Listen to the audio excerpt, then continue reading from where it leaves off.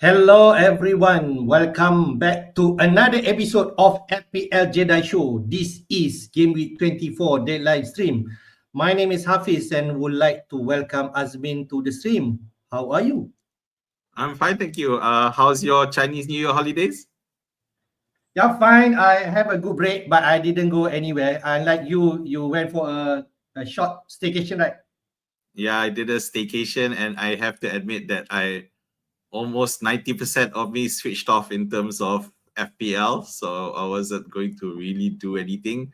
I did make a couple of tweets, and I did, briefly take a look at news, particularly on Cunha. But other than that, I pretty much stayed away. I didn't. Not to say I stayed away on purpose, but because I was so busy doing other stuff that I didn't really have time to relook. And by the time I got back home, I was just too exhausted to, do it. Yeah, but that's good. Yeah, I mean, I got back yesterday and late night, and this morning I've been catching up on a lot of things, and a lot of things have happened. So it'd be good to cover some of them today. All right. Good that you have a good break, but because we need all the energy and we have been announced with a new double game week announcement, of which game week 25 are expected to be double, but we just unsure about the team they're going to play. So I just will walk through a bit. This is the visual and also information that I got from FPL Fokker. So you can follow him in Twitter or X right now. So you can see here the permutation of double game week 25 that Premier League has announced that potentially affected from the Carabao Cup semi-final results.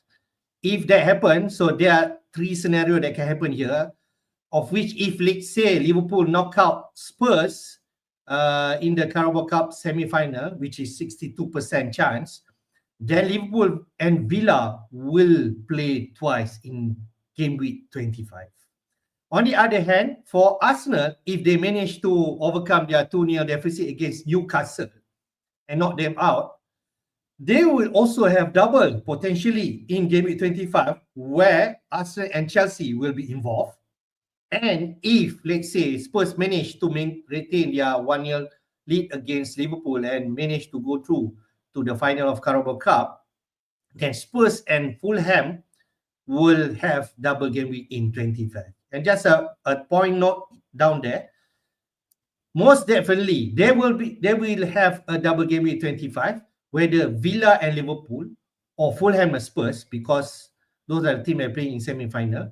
And also for Newcastle, I think there's also some people are asking us in terms of how about Newcastle, why they are not involved in double game week 25? Newcastle won't have, because they are not involving in any European competition, so they have some other game week that they can play their matches. So, man, your first reaction to this double game week 25 announcement? I think it's quite surprising that, not to say surprising, but I guess they announced it earlier than we thought.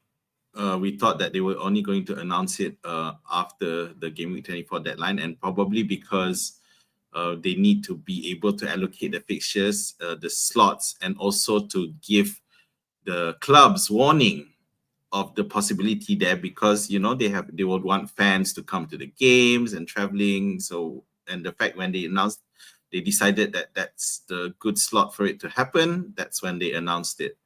I guess when it comes to Newcastle, I think a lot of fantasy managers were a bit hopeful that Newcastle will be involved, simply because they have, people who, we all have Isaac, and those who end up triple up with Gordon and Hall. So sorry, bad news there. You don't get that lucky, I guess.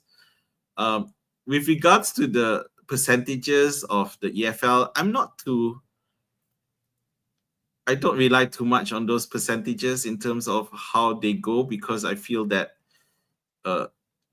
we're at that point where anything can happen. We didn't expect Spurs to go into the second leg with a 1-0 lead, did we? Yeah, so that kind of thing can happen, and Arsenal knocking Newcastle out or Newcastle out. We can all speculate on what we think is most likely, the most likely outcome. Yeah, but be careful about putting too much dependence on that. Right, man. With this, we call like provisional double game week 25. And we already know double game week 24, we have 2 fixtures. So we will have back-to-back double game week.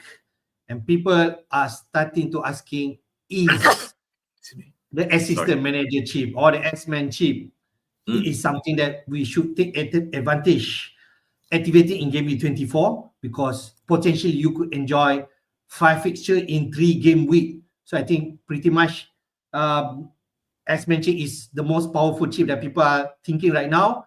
And potentially we have more fixture. Is it something that we should do in terms of activating that X-Men chip? Yeah, I mean, when you look at that, when you immediately look at that, 2 double game weeks for Liverpool confirmed. Yeah, so it just means that, you know, that's going for slot looks good. But at the same time, even if you don't go for slot, even using players, you know, to take advantage of that is good. But of course, when it comes to players, the main risk is in terms of rotation. So that is where your risk lies, you know. So that is something that you need to be careful and take into account. If you ask me personally, I think this could be the right time to activate that S-Pen chip, because we can take advantage. Whether you are going for slot or moist this week is depending on how your team structure or your budget and your appetite. But then you can go in game week 25, knowing that Carabao Cup semi-final result, we will know who will qualify for that and who will double. If let's say Liverpool double, so great news if let's say you're going for slot. But if let's say Liverpool are knockout and Spurs double, you still have options to go that road, going for the Spurs manager or the Fulham manager, Marco Silva, and their price is also kind, I can say. And I think it will be more complicated if let's say Arsenal manage to get into this final main, because then Arsenal and Chelsea will also double. I can imagine people are panicking. Hey, what should I do? People also ask me, DM me, and so on.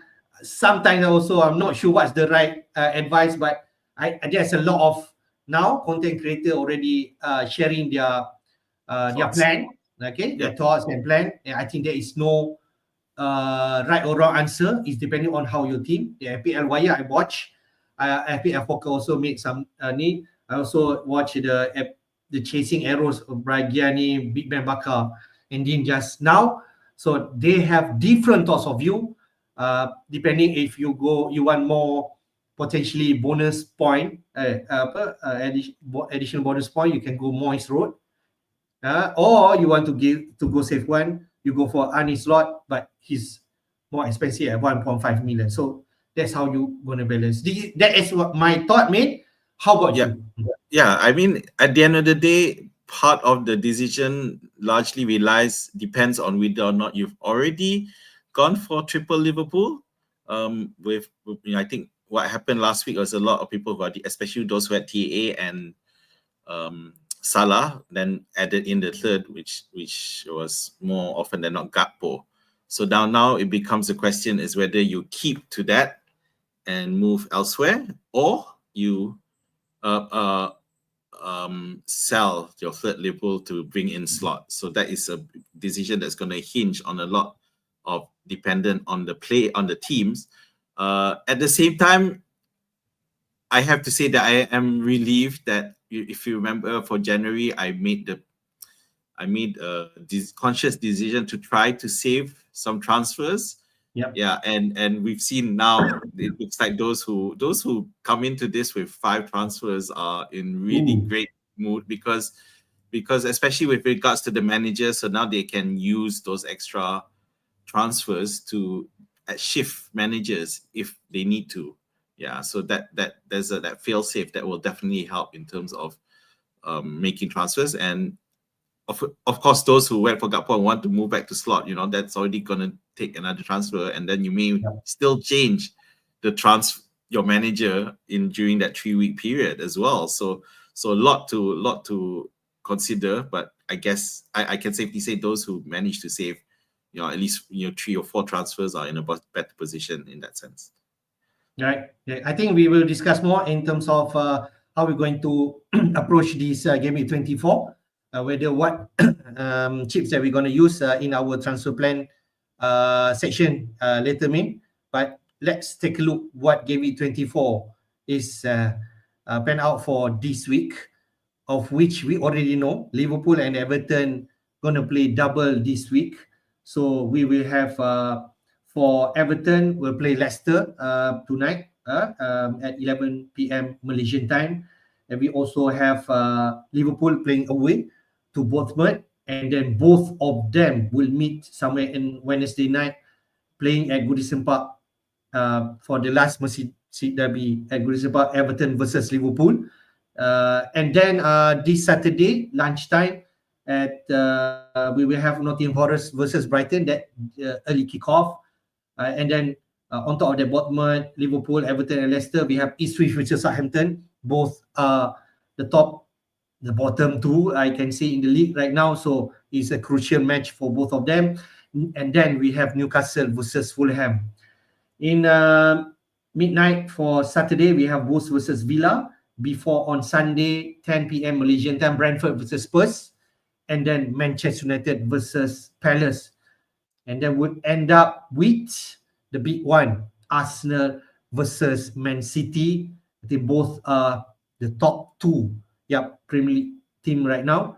And then on Monday night, Chelsea versus West Ham. There's plenty match that people are looking at in terms of Moneyball game, and also some matches that will be a prime match like Arsenal and Man City. And also Bournemouth and Liverpool, because both of them are on form in terms of result. So what's your take for this Game Week 24 fixture, mate?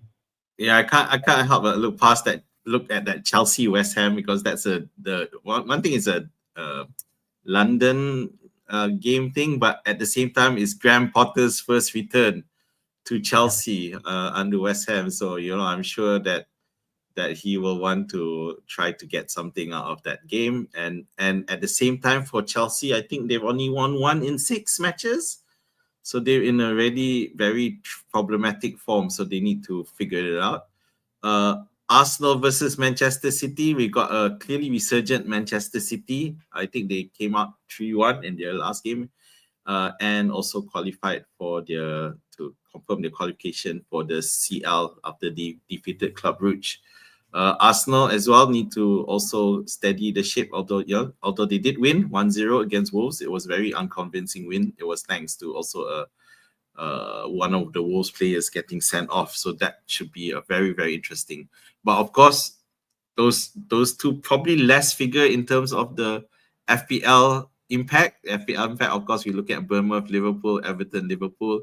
And reality is, at the end of 2024, we looked at these 2 matches and thinking it's an easy for Liverpool, two games. But now with Everton under Moyes and Bournemouth looking really, really strong, it's not so straightforward for Liverpool. So they're going to have to really put in a good game. Yeah. So but FPL wise, the players are still there for us to take advantage on. You just need to get the right players.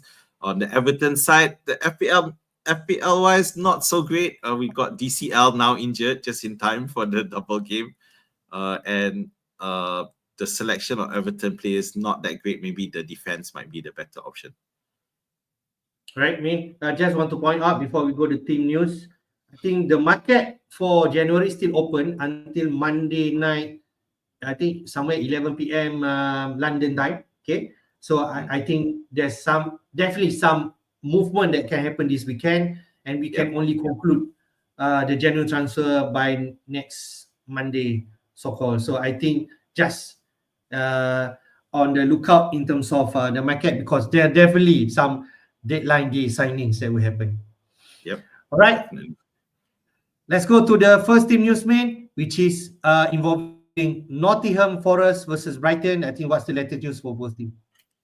So we got Callum Hudson-Odoi continuing to miss, and it does seem like it has a bit of an impact in terms of the Forest attack, not as strong potentially. Although to be fair, Bournemouth were insane at the same time. So, but those of us who still have Wood will be hoping that he bounces back.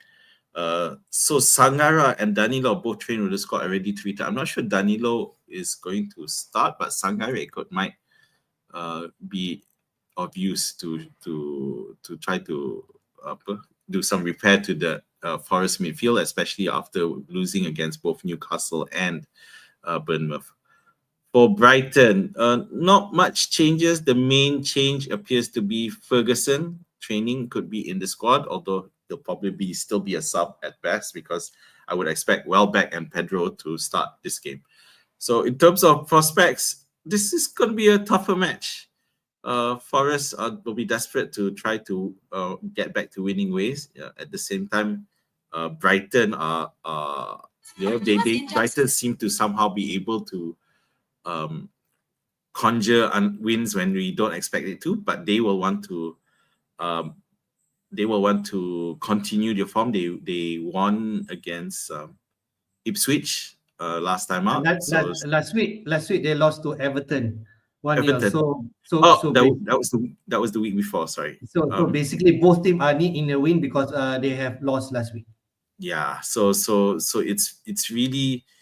If you remember Brighton at the start, they really high flying. So they're still in the top 10, but they will want to stabilize that effort. Yeah. So it's an interesting match to start off the season, to start off the game week. Sorry. Right. The prediction will be a drop 1-1. I think from BBC Sport mentioned here, but it's going to be a tight game. Yep. Next game in your team. I think this one an interesting match because Bournemouth has been playing well. They have been winning back-to-back Newcastle and Forest. But Liverpool is still on top of the league. So what's the latest news for both teams? So with Sinisterra is the only person who appears to have come back, will be assessed ahead of Game Week 2024. But for me, that just implies that most likely he's going to stay as a sub. And there's no reason for Areola to make changes to Bournemouth. They've done well against two of the teams higher than them, which is Newcastle and Forest. So I expect the same squad. Utara has been great ever since he had to step in, and I expect that form to continue. So the good news with Liverpool is, and at least where their team is concerned, is that Gomez, Nunes, Jota all back in training and will be assessed to determine their availability.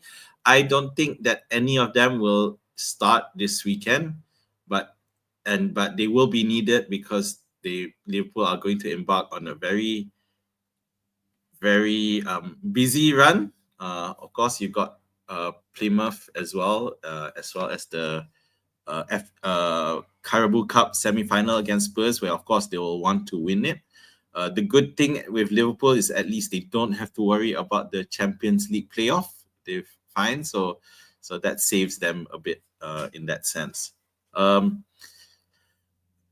This could be a very tough match for both teams. I think both teams are gonna go at their opponents. So I do think that there won't be any clean sheets in this game. So we're looking at 3-2, 4-2, that kind of scoreline, because as good as the Liverpool defense are, I don't think they're gonna be able to handle Bournemouth in terms of how fast they move, and not to say they can be outpaced, but under Areola they've been really well, and at home, especially with the smaller pitch, they can do much better and maybe less susceptible to transition threats, like the likes of Diaz, because the field is a bit smaller. So I think that will help. So Rakan FPL there with a prediction 2-2. I honestly think it'll be more than that. I can see at least 5 goals, so at least 3-2 either way or more. Okay, fine. I think just want to point out, there's a lot of players from Liverpool are returning. Especially I can see that Diogo Jota, we already know that about Luis Diaz, Gakpo. So with a lot of fixture coming up, plenty of rotation we are expecting, mate. What do you think? Yeah, so this is where the problem is. Okay, so you've got the issue with the forward lineup. Okay, I think everywhere else is settled, but the forward lineup between Jota, Nunes, Diaz, and Gakpo. Obviously Gakpo is in strong form, and then you expect him to continue to start. But we do have, between the first and second match, there are 2 games in between. Obviously with Plymouth, you wouldn't expect a full strength squad, but you'd still want there will still be a couple of first team players there as well to help motivate and also to help drive the team towards victory. But the problem is that FA Cup match, which will take place next weekend, is a challenge. The Carabao Cup semi-finals against Spurs. So because considering they also lost 1-0 in the first leg, so they definitely need to make up their deficit and push to win. So that's where, in terms of the risk, in terms of players being used and the minutes and getting injured. So it's all up in the air. I would say between Gakpo, Diaz, Nunes, and Jota, for this match, fine. Gakpo, Diaz, no problem. That second match against Everton, anything can happen. Yeah. Understand. Interesting. We'll talk about our team because Azmin only have 2 Liverpool players and myself have 3. So we shall see how we're going to take on in terms of our team. Next, team news, man. Another team who doubled this week is Everton at home. They are a fortress and they are playing Leicester, which is on a high moral right now because they managed to win 2-1 away to Spurs last week. So what's the latest news? Right. So Everton, of course, also won, as you mentioned earlier, 1-0 against Brighton. So that's 2 back-to-back, and they're happy to go into this game week. So the biggest problem for them, of course, is DCL is now out. Now it's a number of weeks. There was so much rumors going on. Someone said towards the end of the season, kind of things. Now out for a number of weeks, which is, I guess, is good for Everton. Yeah, but at the same time, with the transfer window running out, I don't know whether they will want to still try to reinforce it. Because you have the likes of Doucouré, who has been quite horrible, to be fair. So they need, and he's in the attacking midfield role, so they might want to shore up, especially when the likes of McNeil is still out, and he's going to be there he's going to be scheduled for some operations, so they're going to lose him for at least until March, April. Ndiaye is coming up as arisen as the option, and he clearly takes penalties as well, so he's going to be main attacking threat. The problem now is that without DCL, you've got, I think, Beto coming in, and whether or not he'll have the same impact. Thanks, Rakapel. So Beto, not say overlooked, it's just that in lieu of the sudden Liverpool back-to-back double game, as well as the things that you need to consider for the second game, because look at it this way: originally we wanted to bring 5-6 players for this double game week. Now, with the second week great after also being a double game week, it doesn't seem that viable to load up, because then you'll have to lose that or not be able to exploit the second double game week in 25. Okay, so back to Leicester. So yes, Leicester, great. Finally managed to break their losing run with a 2-1 win against Spurs. Not the best of victories, but it's a victory they'll take nonetheless, especially with Spurs being out. I mean, those are the games that you need to find a way to get a result, because against full strength teams, it's going to be a problem. Having said that, I still think that the news of Moyes, the experience of Moyes is going to play a key role, and I expect Everton to win this one. All right, great stuff. I think the only significant news from Everton camp is DCL will be out for a number of weeks. So other than that option in the A, or if you want to go Beto, I think those are the attackers that you're looking at in terms of Everton players. In defense, looks like everyone is fit, and it should remain the same. The likes of Pickford, Braithwaite, Tarkowski, and the new guy O'Brien, is it? So I think that's people looking at, and another Michaelenko. All right, let's go to the next team, which is the relegation dogfight: Ipswich Town versus Southampton. Both are separated by 10 points. Ipswich should win this game at home. They need to, if they say they want to climb above the bottom three. So what's the latest news? Yeah, so it's the bottom of the thing for this game, but at the same time, I think we can safely say that Ipswich is still a better team than Southampton, and they have caused upsets.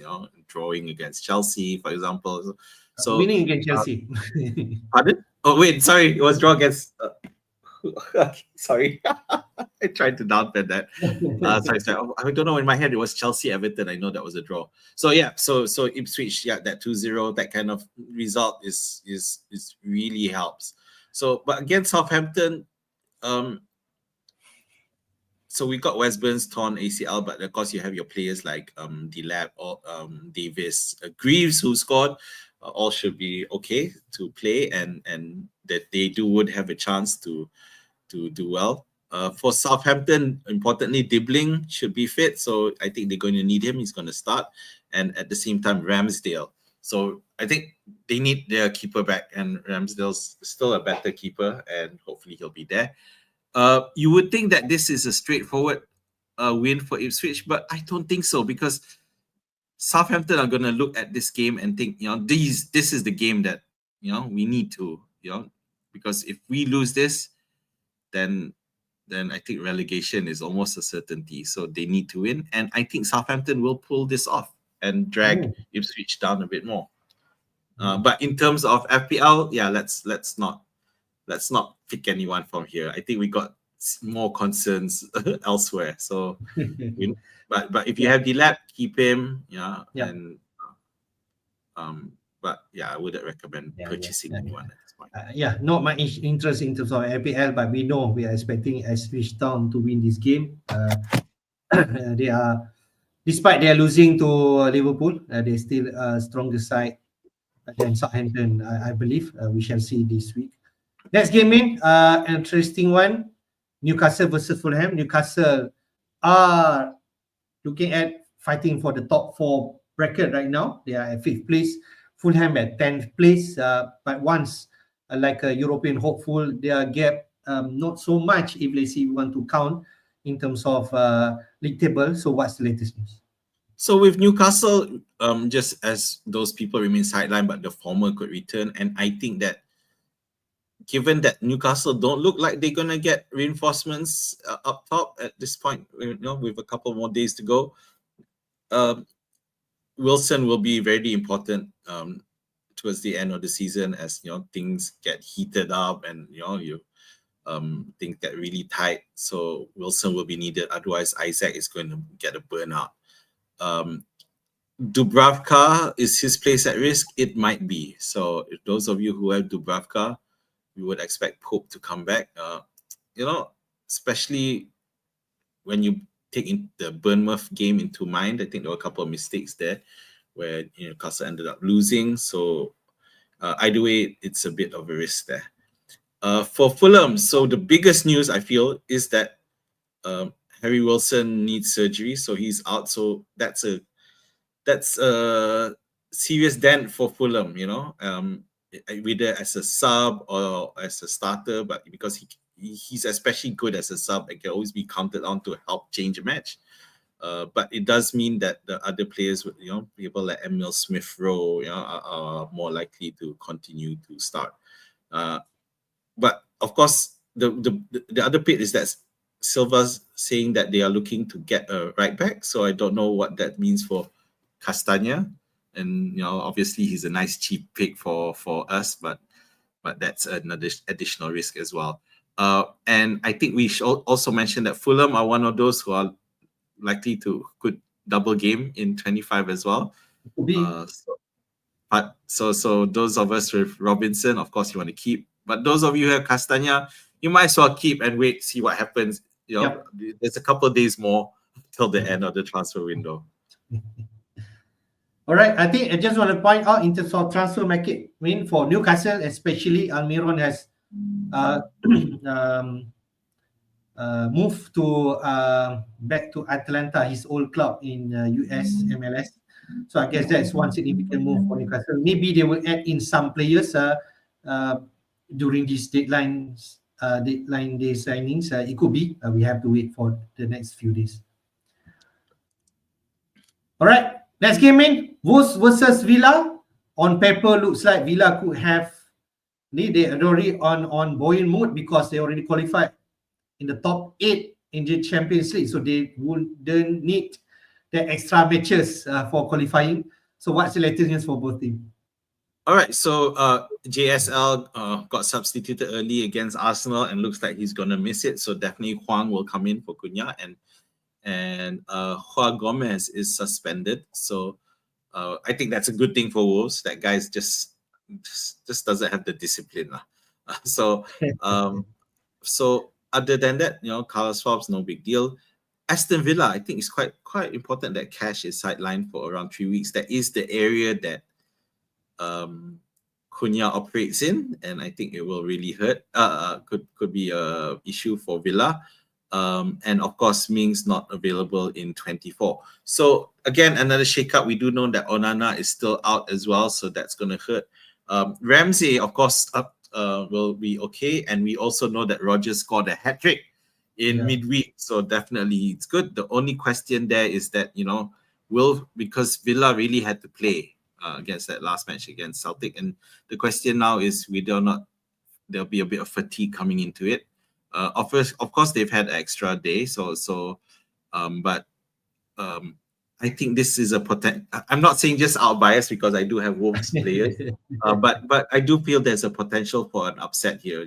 We're not going to be looking at manager options, of course. But the upset I think it's definitely possible here for Wolves to be able. This is the game that they'll want to get points against. Yeah, you did mention in our stream midweek that Villa has not been winning right after Champions League match. Only once. Only once in 7 or now. We see whether it can be a second one or still first one in 8 games. So pretty much, I think Wolves versus Villa, they can. I think Wolves definitely desperate need points, because Villa, Wolves in the bottom 3 right now, because after the Leicester win last week, so Wolves slightly below now. So they are definitely one result, and this could be the game that they really want to go all out. Yep. All right. Next game in Brentford versus Spurs. I think on paper, because of Spurs depleted squad, people are jumping into Brentford except the line of Mbomo and also Visa. That's the attraction. So what's the latest news for both teams? Yeah, so this is looking like a money ball game as well for those of you who don't mind, who have the space to pick up a non-double game week player.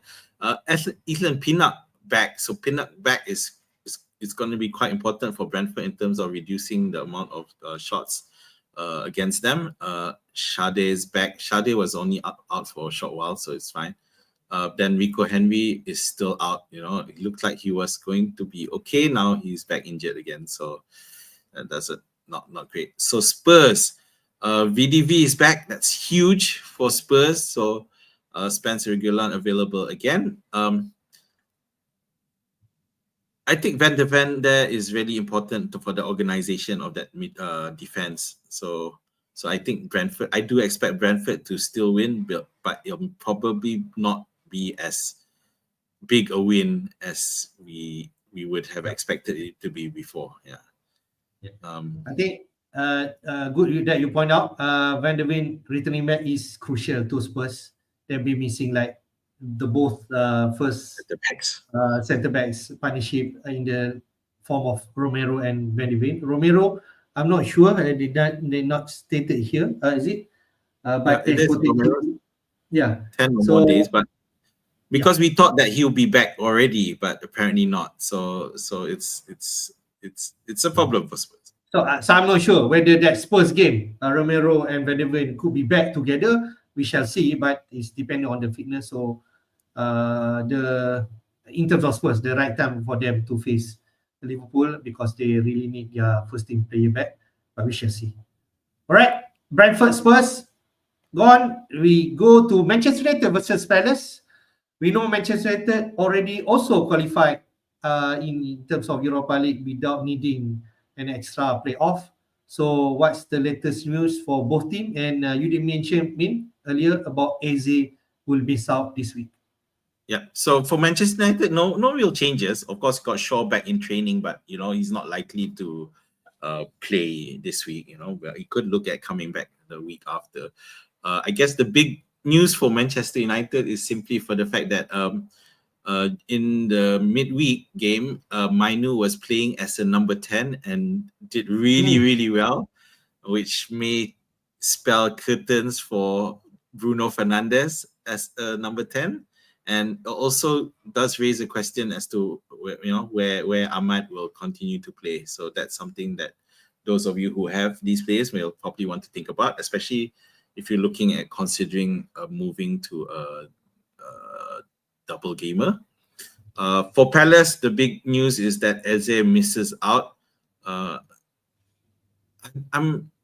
problem here. Okay, Watson comes back to the squad fine. But the problem here is that without Eze, they lose a creative part of the team. Yeah, so that is I'm worried about Palace's prospects, because the run was good, but without Eze, Sarr is still there, but Sarr is not the creative person. He's more the guy who gets at the end of the run to try to score goals. So I think that United will probably win this one. Yeah, but not by much, but they'll win. All right, Eze miss out will definitely determine in terms of Crystal Palace team because he's had been the talisman for the team anyway. So we do expect that. It's a strange one that Eze out of nowhere. I don't think last week it's just played. I hope it's not just suddenly and then he becomes subject of a transfer or something. Because I did look at news or something, but I didn't find anything. So maybe my research. Well, I've been on. I didn't have much time to research, but I haven't been able to find out why is injured. Okay, it's a strange one. That's all. All right. Next game in Chelsea versus West Ham. You did point out Potter is returning back to his old club, so-called Chelsea, of which I think Enzo Maresca also did mention about his goalkeeper situation. So what's the latest news? Okay, so Fofana is still out, and rumor has it that he had a tiff with Maresca in terms of when he's going to be back, but at this point in time, looks like he's going to be back towards the end of February or early March. That's the latest we're understanding. Of course, Lavia Badia shall continue to be out. So, of course, then the question of Sanchez, as someone who's looked at Sanchez as early on as a potential pick before picking over Sarr, I followed him in terms of how he's done and I followed Sanchez in terms of how he's done. And sorry, Hafiz, I really don't think he's the keeper for you. I just feel that whether it's the communication with this backline, whether it's the mistakes he does, and Chelsea's always felt like that team that they may be leading 3-0, 4-0, but the possibility of people scoring against them continues to remain. I think that we need someone with better communication and more confidence at the back there. Sorry about that commentary on Chelsea. But everyone else in terms of the attack continues to be fine, but I would avoid unless you Palmer. Yep. And so West Ham, of course, as mentioned earlier, Graham Potter coming back to Stamford Bridge and probably wanting to do something. Yep. Jarrod Bowen could be fit. I think this is big news. I read elsewhere that Jarrod Bowen is fit, but now it's hopeful could be fit. So I don't know. But it is there is an extra day before their game. So definitely, you'll have every chance, and I'm sure he'll want to feature. It's extra 2 days. I think it's on Monday. Their match is on Monday. So I feel that he's gonna make it. Yeah. So I'm not worried about Chelsea's they didn't have any midweek match, so they're fine. Yeah. So that's gonna continue. I think the thing with Chelsea, I think they were looking at also purchasing players, still purchasing players. So I don't know if that's anything's gonna happen. The deadline is on that day, isn't it? Of that match, that Chelsea West Ham match. So I don't know. This game's a bit hard to call. I just feel that Graham Potter being there is going to make it a tough one for Chelsea. But I do think West Ham might be able to get a result, but it will just put up all more pressure because Chelsea are the ones who really, really need a win. Yep. For this one. Agree. I think when mentioned about Chelsea's situation, you mentioned about only one win for the past 5. I think the win against Wolves recently, and they lost to Man City last week. So there's plenty much that Chelsea need to prove. Moving on, if they say they want to consider in the top 4, top 5 in the European competition, because it is ruthless, I can say. Forest, Newcastle, and to extend some other like Bournemouth could actually pick up points and then fighting this challenge. So we shall see. The only disappointing is because they play on Monday night, which I'm unable to watch the game, I suppose, at 4 a.m. So we can only see what's the result will be. All right. Last but not least, the big one for this week. Arsenal versus Man City. And looks like Arteta is toying with us again in the press conference. So what's the latest news?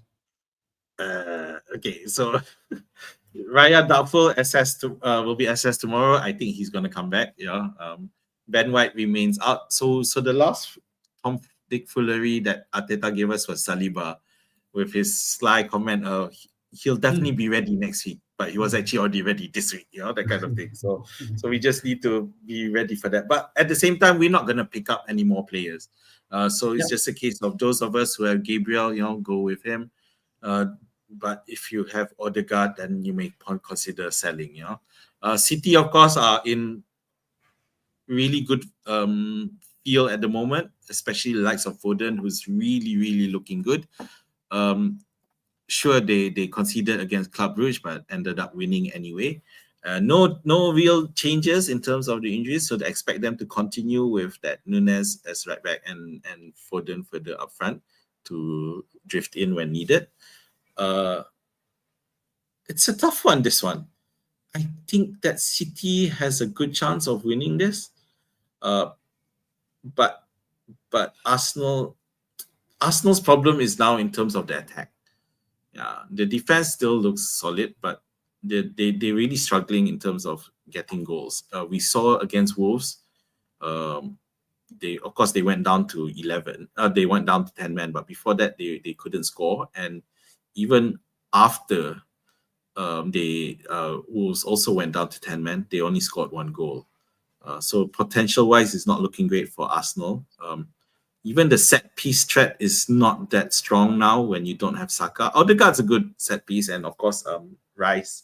But Saka is better at aiming for the likes of Gabriel and Havertz, who he has almost a telepathic understanding. So I think City will win this one.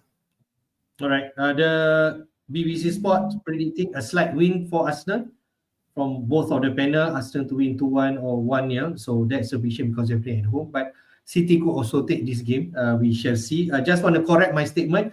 Arsenal at 2nd place and Man City at 4th place, not the top 2. So Arsenal and Man City, but they are still in the top 4 bracket. Yep. Right. Wrong, and City will win. So I think David Raya will play. So I won't get into that mind game of Arteta. I guess it's just a question as to those of us who have David Raya. No one options, but I do think David Raya will play. We don't know his score points. I don't think so, but he will play. Right. Let's go to the transfer traffic for game week 24, this one I snapshot 1 hour earlier before we stream. As we can see here, the top 5, no surprise, among them is dominating by the double game week players. Gakpo at first place, around 900,000. Manager has moved him in, and no surprise after that, 16 points last week.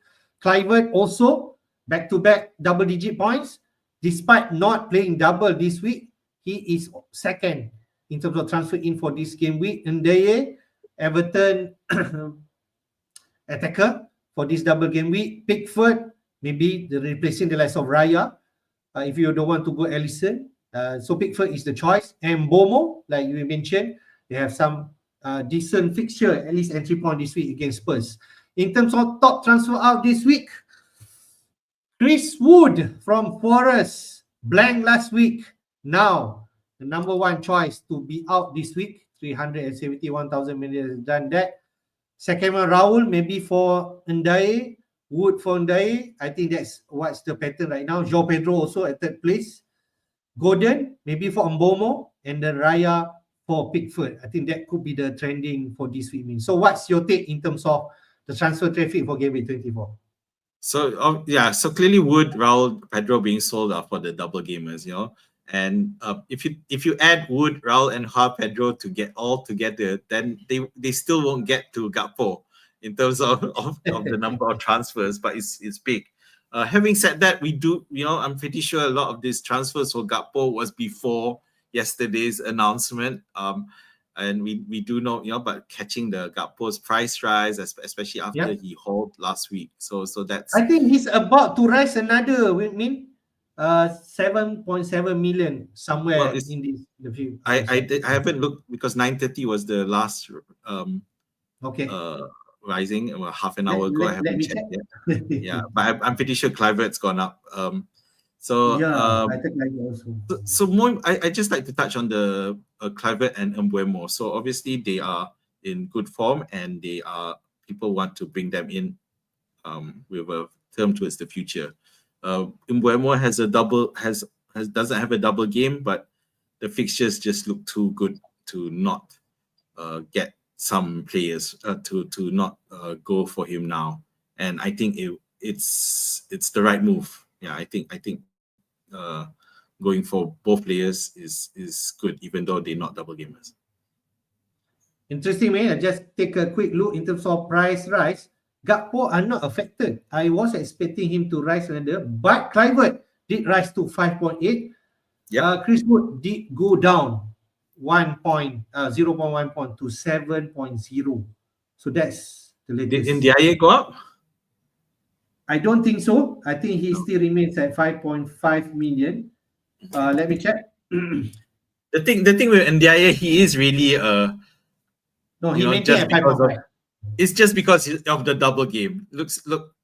Unlike someone like Pickford or Mykolenko, who people even had even before, or they value it as they've always valued them as a possible FPL picks, cheap options for Mykolenko, and Pickford, a reasonably good FPL keeper. But Ndiaye, outside of this, we would never be considering. He's just not good enough for FPL wise, and the only reason he's now here is because of the double game. And I'm not great on him. It's just because DCL is out. I do feel that if DCL was fit, I would actually consider Ndiaye more than DCL, because DCL is the one who really holds up that ball. Okay, so previously under Dijk, the problem is that DCL would hold up the ball, but then there's no player to back him up. Whereas under Moyes, that's changed. You got DCL to at the ball, and then you have Ndiaye, the courier, always pushing through and not being so defensive. But I'm not sure how this will work. Whether Beto is going to be able to be that good at holding up the ball, for instance. I doubt it. So I'm not keen on Ndiaye as a pick. Okay. Surprise Gakpo did not rise. TAA rise to 7.4. Nice. Okay. Happy to look at the money.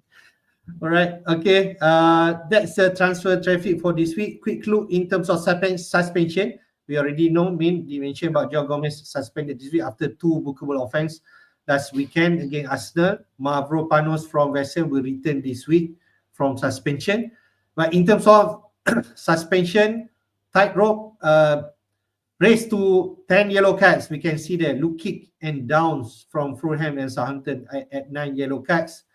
Nothing much there, but Delap at 8 and maybe Jolinton at 8 yellow cards that people are having, but I don't think so much interest. I mean, so the main thing for me is that Luke Kick being potentially, if he gets suspended this week, if he picks it 10 up, then he's going to be affected for double game week 25, where Fulham actually double.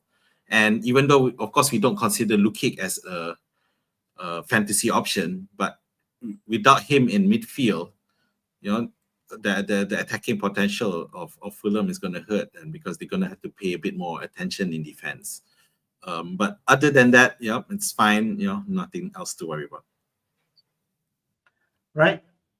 Just take a quick look in terms of the market, in terms of projected goals, and also clean sheet odds for this week. As we can see there, I think among the top there is definitely Chelsea at 2.55 against West Ham, quite high in terms of Monday night match against West Ham United. So other than that, Liverpool at 2.15, same for Brentford, then 2.0 for Newcastle at the home against Fulham. In terms of clean sheet, Chelsea also expected to keep a high clean sheet, 36%. Everton higher at 38%, and then slightly to Newcastle, 32%. But on Wednesday match, Everton versus Liverpool are expected to score 2.15 and keeping clean sheet at 42%. So what's you can make up in terms of data from Spreadet? Firstly, the Chelsea West Ham one stat makes no sense to me. Chelsea have been bad, and you got a misfiring striker in Nicholas Jackson who just can't seem to find the net. And in the last match, Chelsea lost 1-3 to City, and West Ham managed to draw against Villa. Of course, Villa were probably distracted by the Champions League as well because they needed to win. But we have seen signs of improvement under West Ham, so I think that the percentages are a bit unfair for West Ham. I just want to put that out there. Not disparaging Chelsea or anything, but I just feel that it's a bit overmuch. Liverpool. I do think that Bournemouth's potential for goals is also understated. I think Bournemouth at home tend to score more and do better, so I think that goals should be at least 1.6 or 1.7. The Arsenal City game is a fair indication, but coming back to Everton, so Everton against Leicester 1.7, especially for those who are looking to bring attack to India. It's not that attractive, to be honest. So for me, like I've already picked up Lindstrom, and I'm gonna have to, I've committed for him, but to pick up another Everton player just doesn't seem enough for me. So Liverpool going triple up is still the way to go unless you are going for the slot as manager. Agree. And Everton, if let's say you're thinking whether it's right to go for the defense side, I can see that the highest clean sheet this week, 38%. You can just go cheap as Mykolenko, or if you need to address your goalkeeper situation, you go for Pickford. Yep, that's right. Just a quick look in terms of projected for FPL AM point this week. I got it from Robty FPL for sure in terms of expected no surprise. You're thinking any slot. AM points expected for game week 24 is 14.5, right?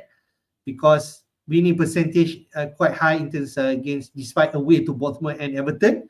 Maybe on paper looks like Liverpool, but on pitch it could be a different ball game, but it's definitely under slot at the highest point. Then David Moyes at 11.3, they could easily win against Leicester, and who knows, they got that bonus point against Liverpool, at least a draw, they could get like 8 points from that game. So I think that's the top two definitely. I don't think people will go a single game week manager, right, Min? I think that's what their Moyes, So I think that's it. But this is what we gather. And you're thinking about in a slot, I think it's no-brainer. Back-to-back double game week, just go for him. 1.5 million managed price tag is cheap enough if you're thinking, but he could potentially get like 30-40 points, right? Min, what are your thoughts? Yes, that's right. So the thing with Moyes, okay, on his slot, fine. You know, you got probably a win or a draw. That's what they're looking at there, or with goals included to boot. Moyes, on the other hand, you're looking probably a win, but the win doesn't against Leicester, but that doesn't come with a table bonus. So let's say, and let's face it, Everton don't score a lot of goals. They did once, but that's it. Otherwise it's hard, and without DCL, it's going to be hard. But when you look at the points at 11.3, you'd fancy them to probably score at least if they don't win against Liverpool, but either draw or lose but score a few goals. Yeah, so I think the likelihood that we're looking at this kind of projection is the fact that they win against Leicester and probably draw against Liverpool. And of course, that is possible given that it's the last Goodison Park derby. And Moyes is clearly doing some wonders for Everton at the moment. I just want to point out, even though no one's going to consider, but Victor Pereira up there in terms of AM points, which implies that he can get, which I mentioned earlier, that he could actually get a result against Aston Villa. And maybe this is looking at a draw. To be fair, Wolves' goals have dried up a bit in the past few weeks, especially after Pereira took over. But clearly there's a chance there. They put that Pereira has a chance of getting something, especially against Villa, which we mentioned earlier, that they don't do well after CLs and might be exhausted. All right, let's take a look at our team. Let's go for my team first. As we can see, I have 0.9 million in the bank, 3 free transfer, and most probably I'll captain Salah. I have activated triple captain chip somewhere in the week, but after that game week, potential game week 25 double announcement. So I cancel. People ask me, hey, I already activate. Can yes, you can. So don't forget, if you triple captain, you can cancel it and not playing that chip and playing some other chip. All right. So for my team, as you can see there, Cells in goal, TA. I'm playing TA. I'm playing Mykolenko because both are double this week.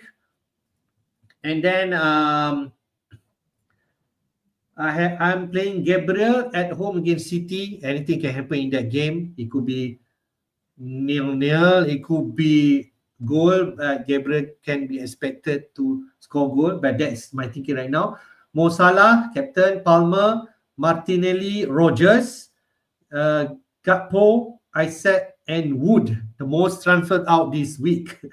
And my bench, Fabianski, Enzo, Greaves, and Robinson. So after the announcement, crazy or not, I'm thinking Slot. So I just want to point out. But is it something that I should do because I already have triple Liverpool? Maybe not, because when I watch the FPL Wire, Late Raja already have 3 Liverpool players, and what makes sense is go for Moyes. And who knows, he got that win against Leicester and a draw against Liverpool, and then you can get a lot of points. And then you move him on in game week 25 for a different manager. You can go for Emery, Villa, have some, if let's say Villa have double feature. If not, you can go for Fulham. Marco Silva also have some table bonus game against Forest. We can touch that later. But I have 2 road right now. If I want an underslot, I have to take out Gakpo, replace him for Ndaye to get those money, and Martinelli out from Bomo, so I get 1.7 million. I can use that 1.5 for a slot. If I don't fancy that, I go for Moyes. So what will happen? Wood down to Ndaye to find some money to get Martinelli to Bomo and save some money. I think not much, maybe 0.2, 0.3 for next week, and then think what I should do next week. I think I have 2 roads to do that, but I'm definitely activating my AM chip this week. What are your thoughts? Yeah, so the thing, the problem is that for those of us who already have triple Liverpool assets, if you decide that you want a slot, then that means you will have to transfer out.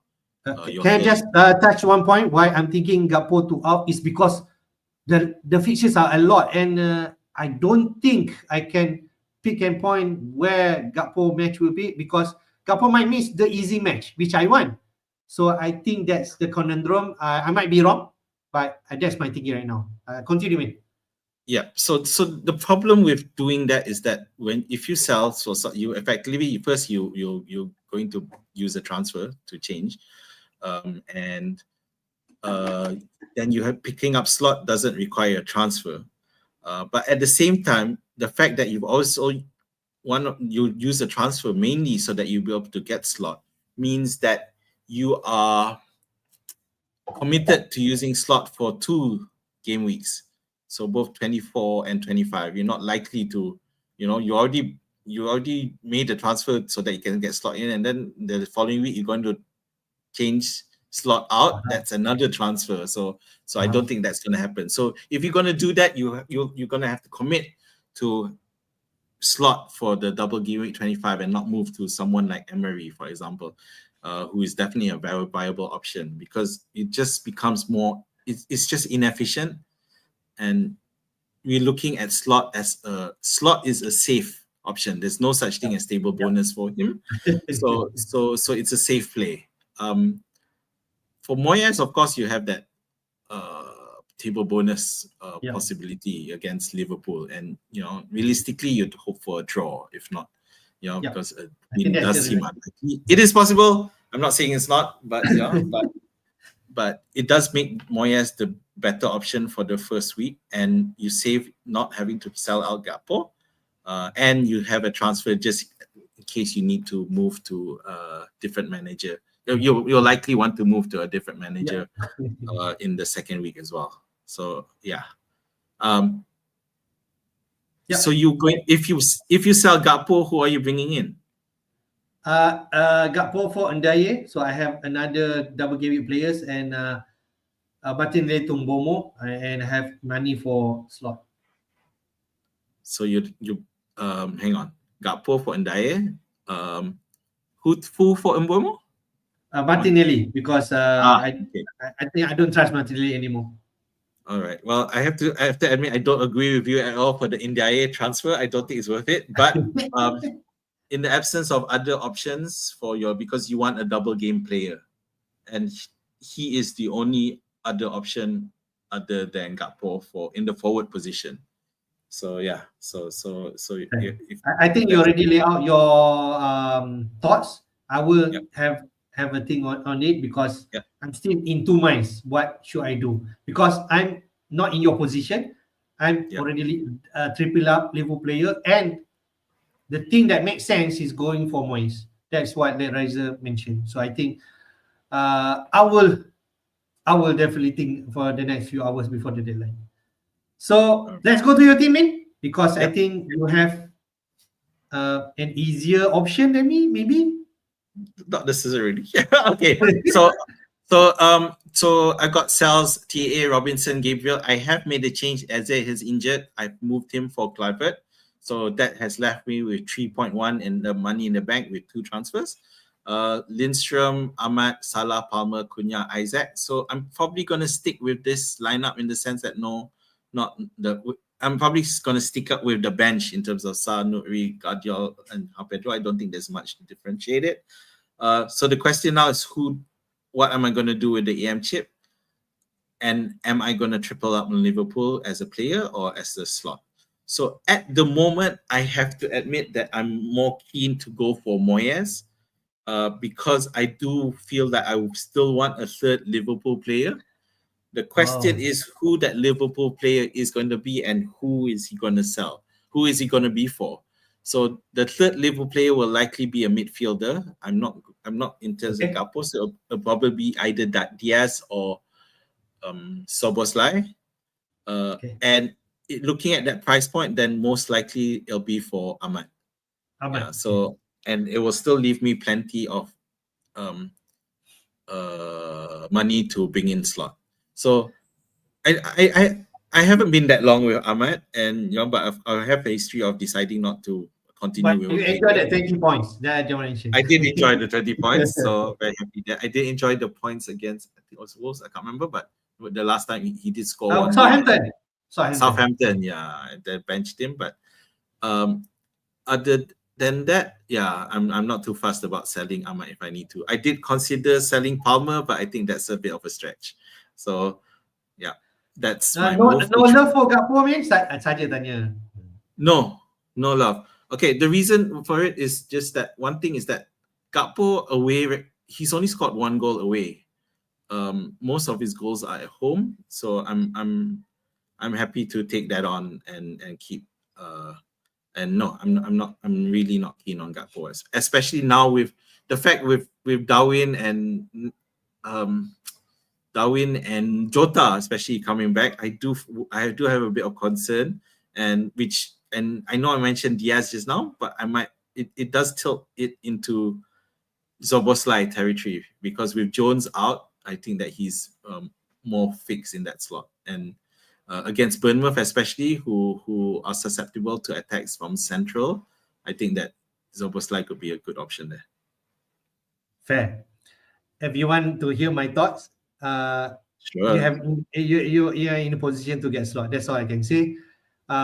Imagine slot, yes, the safe pick, because your rank is definitely a one to be more safe, because you are in the 100,000 places, unlike me, which I should take some risk. That should be the way.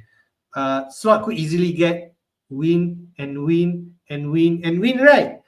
Yes. And you could net 24 points at least there, and doesn't count, not inclusive of goals and clean sheet, if there is somewhere there. So I guess it's the upside that, I'm feeling that Moyes has better upside in terms of that getting something against Liverpool. But at the same time, because I do have the extra transfer, that I can switch managers the following week. So that's something that I'm being careful about. So let's see. Yeah, great. We have time to think about our team. Before we take some questions, just take a look in terms of FPL Jedi League. If you want to join our league, the league code is PHMKJ3, and at number 1, welcome back Sukahati. He maintained at first place, a Man City fan. He scored 60 points last week, total point 1543, and his team, if I may read out: Cells in goal, Aina, TA, Gabriel, 5.7 points there. Salah, he has Son, no Palmer. Interesting. Imagine Spurs double next week. He will be in a good place to set up with Son in his team. Gordon and Ahmad in midfield. Then I said Wood and Watkins. Also, he has option if they say Liverpool and Villa double next week. He already set Watkins in his team. That's all I can mention about his team. Nice. He has Mykolenko, of which I feel he will play Mykolenko over maybe Aina. He could do that. Yeah, I think that is it. And depending on how many transfer, he could get another Liverpool player, or he could play slot. I think that's the option he could do. Your comment in terms of Sukahati team? Yeah, I'm really jealous about the Watkins. Suddenly, especially with the sale of Duran, likely, looks like it's going to go through to Saudi. It just makes Watkins a much better pick, and the fact that he already has him, that's going to be great, especially if with Villa's expected double game week next week. Right.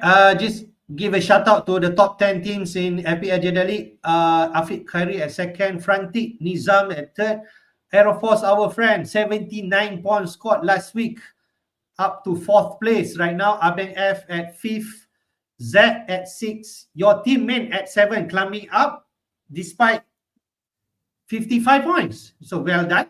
And Sipampula at 8, Mel Dunkin at 9, and Rakan FPL. Wow. Is he right now in our stream? He's at 10th place right now. Congrats. Yeah, Rakan FPL especially doing well. So well done, fellow YouTuber. In fact, I'm just happy to still be there despite having a horrid January run. Yeah. So I guess other teams didn't do so well either. But let's see. Let's hopefully we're gonna break that this week into a green arrow. Yeah. Nice. Well done to everyone. Let's take some question. I think most of it from Rakan FPL anyway. Let's see where somebody he's thinking about the Liverpool asset man. Gakpo to Visa and then go to slot, or Gakpo to Dayek and slot. He's thinking about slot, but you did mention if let's say you already have triple Liverpool player, maybe Moyes is a better choice, right? Assuming you're going for this one, I mean, this question is just based on the two decisions. I go for Wissa. I just feel that Wissa long term is better because in Diaye after next week you probably want to look at getting rid of. So Wissa long term better prospects. All right. I think interesting one in terms of AM. If let's say not going for slot, I think going for, although this for Arela in game week 24. Yep. But Bothroyd only play once against Liverpool, then 25. So I'm not sure about this. What you thought? So you this is the 25 and 26 is security, and 24 is you're going for the upset. I just think that you could do better because I'm not keen lah. I think it's not good enough. Yeah. Especially now that you have teams who could potentially have 5 games for the AM. So no, I'm not. I think I just want to throw one thing because in the chasing arrow, green arrow just now did discuss whether you could do activating game week 24 triple captaincy and then you move to AMG in 25 double and then play until 27. But Big Man Bakar did mention you missed out on potentially double game week in 24, which you could have 2 fixtures. Yes. So I think to sum up, right, 24 is the best time to activate AM cheat, even though you use it at the first place because it's only available this week and start to activate it. I think that's the best option, I feel. Whether you go which manager is up to you. Yeah, admittedly for me, I was really leaning towards the TC because I felt that Salah has a better potential. But with this that double game week has totally flipped it, and I feel that the AM chip is still the best at this point. Yeah. And now it adds additional weight to the initial argument of let's just get rid of the chip first, But yes, now I like that. But now there's additional motivation to actually do something more with the chip. Because AM chip ni pening. Banyak creator you need to have money. You have to have a slot, not in the quota of 3 players in the team. I think that's a lot of creator to me, and it's not like an easy chip to play. All right. Next one, can Tottenham hold 1-year lead against Crowell? Anything can happen, but the market predicting Liverpool going through. They are expected to win this game, but anything can happen, right, man? Yeah, anything can happen. Van der Ven back will definitely help, assuming he doesn't get injured this weekend. But I do feel that Liverpool are more well rested and they have better odds. So I still expect Liverpool to win this. Yeah. Can Moyes get at least a draw against Liverpool, adding the spirit of the last derby? He could, because we know Everton and Liverpool is a Merseyside derby. And Everton also kind of in a good form right now under Moyes. It could happen, and if let's say you're going for Moyes, you could go that table bonus. Yep, definitely. I totally agree. Yeah, Moyes has a chance there. Wood or Ndaye? Wood on the out, Ndaye on the in terms of playing double. What do you think? I'd keep with Wood. I like that. I think so. Sell Gordon before he playing at home against Fulham because people are moving him for Mbome against Spurs this week. So what do you think? It's a tough call. I don't think so. I think it's just that Fulham's defense is better. We don't give enough credit to Fulham's improvement this season, and I think that it's not a bad call at all. It's just, and especially with Mbuemo's potential for points, it's a lot better against Spurs. Last question, Hall to Mykolenko for a hit. Mykolenko playing double, what do you think? Not worth it, I think. Okay. Yeah. For a hit, not worth it. Not for a hit. Yeah, I think not for a hit. All right, thank you everyone for joining the stream, and thank you for the question posted. I just want to remind everyone that the deadline for Game Week 24 will be tonight at 7 p.m. Malaysian time. And if let's say you are still here, do hit the like button and subscribe to our FPL Jedi YouTube channel and click on the notification bell to alert whenever we are live. So your last word, Min, for the Double Game Week 24. Good luck as we heading into new territory with the AM chip. So anything can happen, and I wish you all the best. Hopefully you get the right decision. Only 8 hours away, but you still have time if you're not too busy with your own activities to really make that decision. My advice is simply to really consider your team and not just follow any of us content creators in terms of what we do, because different teams will have different perspectives. We've given our views, and hopefully it works for you. I mean, for example, just now in one example is that we still have our triple captaincy chip, so we have to take that into consideration. If you've already used your triple captaincy, then you definitely have to look at it in a different perspective. So so all the best. I think last word from me also, all the best. Trust your guts, regardless whether AM chip. I think the best is AM chip for this week. I think there's no wrong going slot or moist, definitely. If you're going for moist, different road you will take next week. If you're going for slot, probably Liverpool qualify for the Carabao Cup final and you maintain him for the next 4 weeks. So good luck and all the best. Thank you for tuning in and see you again. Bye-bye. Bye.